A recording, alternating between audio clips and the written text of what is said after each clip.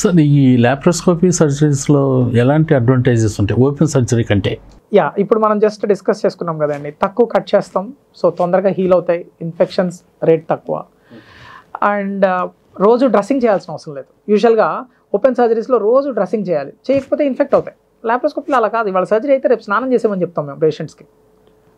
స్నానం చేసిన లోపలికి వాటర్ వెళ్ళో ఇన్ఫెక్ట్ అవ్వవు, చిన్న కట్స్ కాబట్టి. అండ్ మన పెయిన్ ఎప్పుడైనా ఈ బయట ఉన్న స్ట్రక్చర్స్ ఏనండి, స్కిన్, ఫ్యాట్, మసిల్, వీటికే పెయిన్ అంతా.